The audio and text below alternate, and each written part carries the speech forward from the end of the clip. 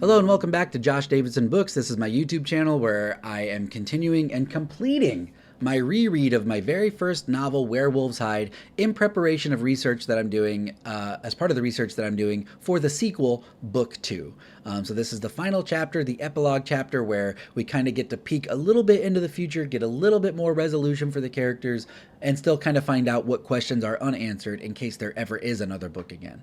When I finished this book, when I wrote this book, I did not know if I would actually write another book or not. I have now committed to at least writing one more sequel, even though I do have ideas for potential multiple sequels.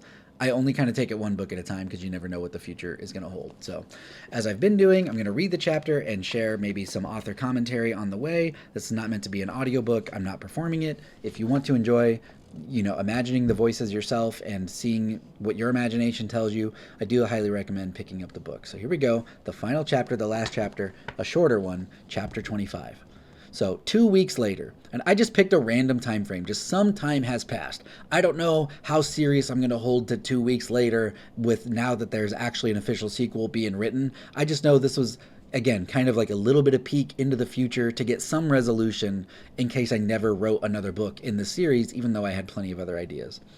So 2 weeks have passed since the frightful night of the park flood. Bo is dressed in a park ranger uniform in the middle of the woods beside the river. He turns on a water pump, leading the water out of the anorthosite cave into the river that flows to Lake Amber at the end of town. Bo looks across the river and sees Tommy walking away with a sling on his arm. "Hey, where the heck you going?" Tommy shouts back. "The sign's here." "Oh, okay, see you at dinner then." "Yep," Tommy shouts back again without stopping. Sterling is on the phone inside the park office with Petey's Pizza trying to order his lunch. "Yeah, that's right, I need a large cheeseless this time."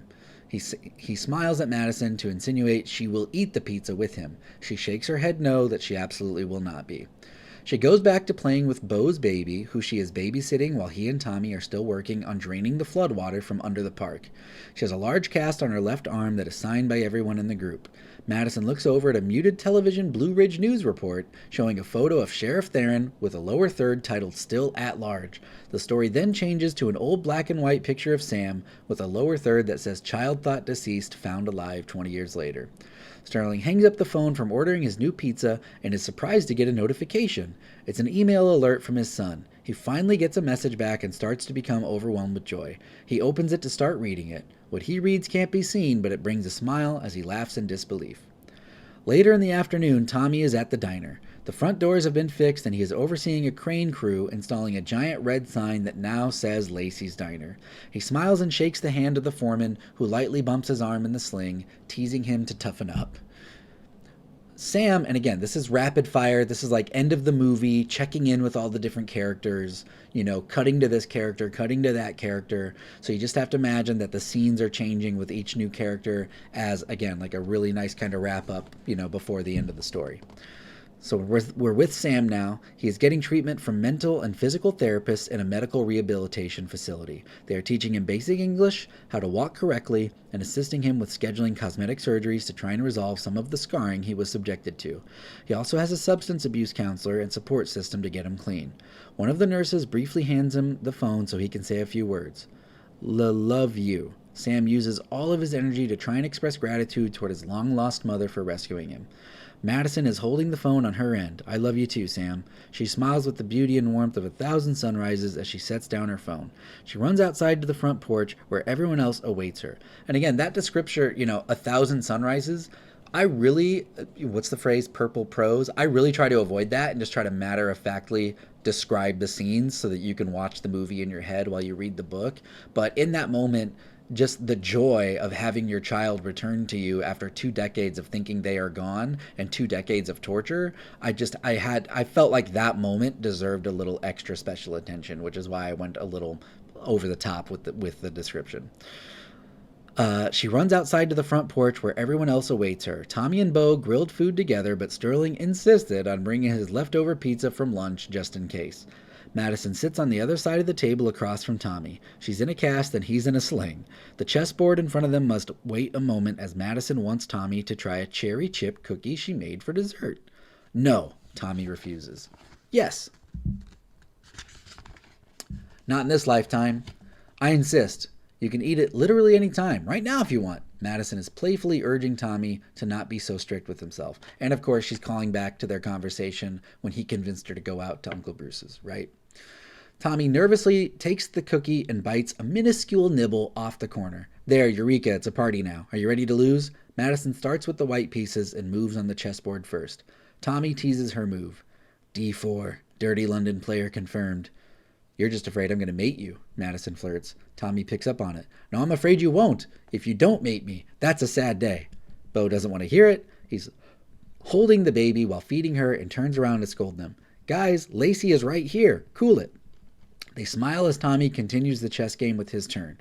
So obviously just a really fast reveal that Bo did go ahead and name the baby after Lacey, after his mother, which, I got choked up the first couple of times that I wrote that and read that to myself because it just kind of happens. I don't make it a big deal, but it's there. The once silent and solitary home is now overflowing with conversation, laughter, and hope that Madison finds herself caring deeply about. The orange-tinted sky perfectly turns to night beyond her empty mailbox as they play on. The full moon rises above the shapes of mountains on the horizon, shining brightly over Madison's new family as they anticipate the return of her son. The end. I also made the last sentence of the book about her son as kind of an antithesis to starting on the moon. It's just a play on words. If you think about where her journey started in this silent, quiet, lonely, empty house, now through the journey of the story and the adventure of solving the mystery of the car accidents and discovering the world of the werewolves, now that she has a full house where she has a relationship with Tommy, she's got a new friend in Sterling, Bo is back in her life, and now there's a baby there too. But there's also, so if this was the last book that I ever wrote, like that's an ending. That's an ending you can sit with. But if there are more stories in the future, they justify their own existence. Theron is still out there. The bullies are still out there. There's other possible antagonists or conflicts. There's potential consequences and aftermath as a result of everything that happened in this first book. So there's the problem once I started and decided and agreed to write a sequel was not really coming up with ideas. It was deciding what ideas to go with because there's so much potential. There's so much world and story here. Old characters, new characters. Do I want to go flashback and do more 1890s stuff? Do I want to keep it modern day? So there's a lot of decision making that I've had to make. To kind of wrap up, the first book in preparation for the second book, I would say it's still something I'm extremely proud of. I'm really proud of that story. I love the characters. I love the world. I loved how the conflicts come together. I do love how the first half of the book is kind of a slow burn in a realistic Wyoming town. And then once we kind of get that big werewolf transformation, it really kind of takes a turn where it's all kind of really exciting and mysterious, and the violence amps up, the menace amps up as we get a more concrete villain out of Theron. And so overall, I'm pretty proud of it. From a structure perspective and a story perspective, I did learn some lessons in the reread that I'm going to take to the sequel. I'm always, this channel is probably never going to be like a writing advice channel unless enough people get invested and interested and want to ask me my opinion on certain things, because I'm a student of writing. I'm a learner of writing. I'm not a teacher. There are a lot of very successful and very knowledgeable, YouTube authors out there they're just straight up authors in their own right that also do a really good job articulating and educating. And so I'm thankful to them and the kind of help that they give me on my writing journey. But my plan is to kind of just make this about the stories that I'm writing, cover reveals, title reveals. I've called it book 2 the whole way, but it definitely has a title. I know the title of the second book, and I actually know the title of potentially several more books if I ever write them. But it's kind of one book at a time because you don't know. So rereading this has been a real joy and a really pleasant and a real motivator to remind myself that I can do it, that I have it within me, and that as long as I write something that I actually am passionate about and I care about, I feel like it's a story that needs to exist for me to kind of be happy in my life, then I know that then it's worth it. Regardless, if it resonates with other people and becomes popular with other people, that's kind of the icing on the cake.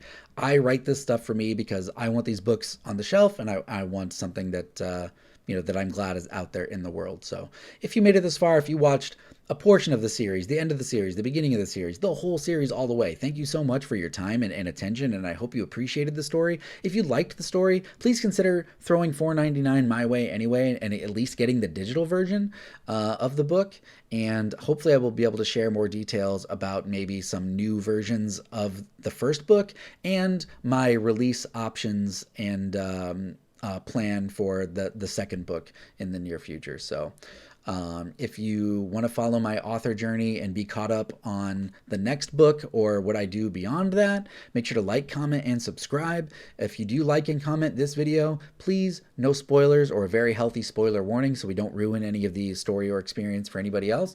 And let me know what you thought of the book. If you do review it on Amazon, throw that review in the comments here. Let me see what you thought. I really enjoy if other people enjoy the work that I put in, because it's a lot of work. It's hundreds of hours. It's writing all the time. The last 8 months I've been taking random notes all the time, trying to prepare, this next story and maybe future stories. And yeah, it's a lot of hard work. So if people just enjoy it, then that would make it worth it as well. Yeah, if you do comment, I would really appreciate it. Let me know what you thought about this chapter and the book overall. As always, thank you for watching or listening, and I'll see you in the next video.